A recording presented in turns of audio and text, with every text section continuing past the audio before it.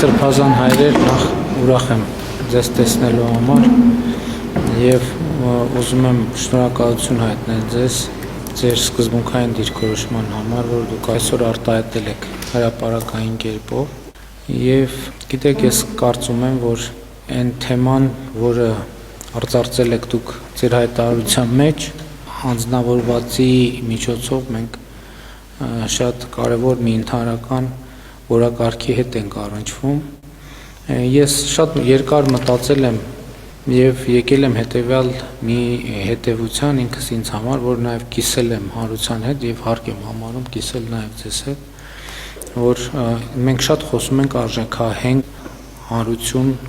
արժեքահենք պետություն, արժեքահենք հասարակություն ունենալու մասին։ Եվ դա մեր նպատակը եւ խնդիրն է եւ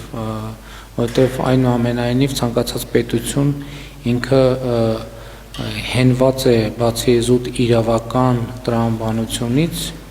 այդ իրավական տրամաբանությունն էլ հենված է որոշակի արժեքային համակարգի վրա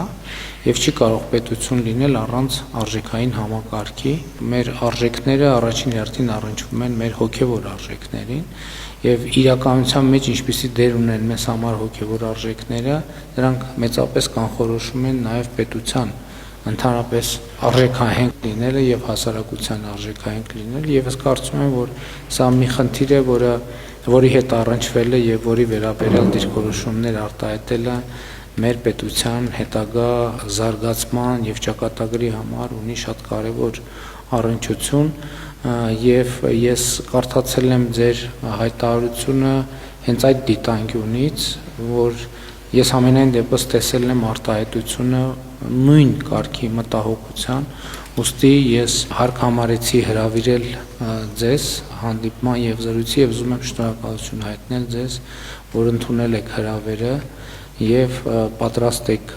նման խոսակցության եւ քննարկման